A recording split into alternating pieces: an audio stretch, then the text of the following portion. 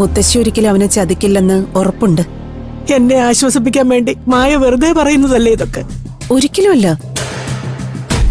ഞാൻ മനസ്സിലാക്കിയെടുത്തോളം ഇങ്ങനെ ചെറുമകനെ മനസ്സിലാക്കിയ ഒരു മുത്തശ്ശിയും മുത്തശ്ശിയെ മനസ്സിലാക്കിയ ഒരു ചെറുമകനും ഭൂമിയിൽ വേറെയില്ല.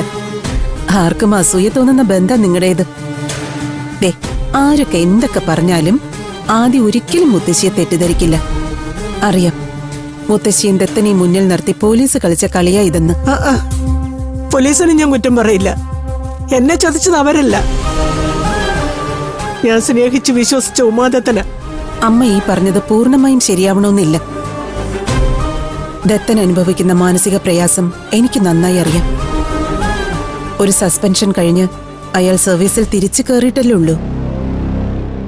അതും അയാളുടെ സിൻസിയാരിറ്റി ബോധ്യപ്പെട്ടപ്പോൾ ഞാൻ ഇനിഷ്യേറ്റീവ് എടുത്തതുകൊണ്ടാ. പുറത്തുനിന്ന് കാണുന്നതല്ലമ്മേ സർക്കാർ ഉദ്യോഗസ്ഥരുടെ ലോകം. തൊട്ടതിനും പിടിച്ചതിനുമെല്ലാം എത്ര പേരോട് ഉത്തരം പറയണമെന്നോ?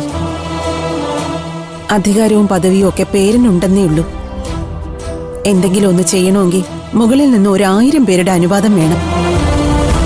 സത്യം പറഞ്ഞ ചിറകരിഞ്ഞ് പറക്കാൻ വിട്ടിരിക്കുന്ന കിളികളാ ഞങ്ങള്.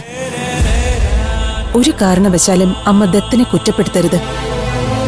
ദേ, ഞാൻ വാക്ക് തരുന്നു, എനിക്ക് ചെയ്യാൻ കഴിയുന്നതൊക്കെ ഞാൻ ചെയ്യും. അമ്മയുടെ ആദിക്കുട്ടനെ എത്രയും പെട്ടെന്ന് ഞാൻ പുറത്തിറക്കും. അതുകൊണ്ട് മാത്രം കാര്യമില്ലല്ലോ മായേ. പൂജമോളെ കൂടി നമുക്ക് കണ്ടുപിടിക്കണ്ടേ? അവൾ എവിടെയാണെന്ന് അവനല്ലേ അറിയൂ.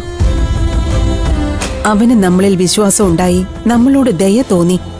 സത്യങ്ങളൊക്കെയും അവൻ തുറന്നു പറയുന്നത് വരെ ക്ഷമയോട് നമ്മൾ കാത്തിരുന്നേ പറ്റൂ. എന്റെ മനസ്സ് പറയുന്നു, അധികം വൈകാതെ ആദിത്യനും പൂജയും ഒന്നാകുമെന്ന്. കാറ്റും കോളും അടങ്ങി അവർക്ക് സ്വസ്ഥമായ ഒരു ജീവിതം ഉണ്ടാകുമെന്ന്. എന്റെ ഭഗവതി.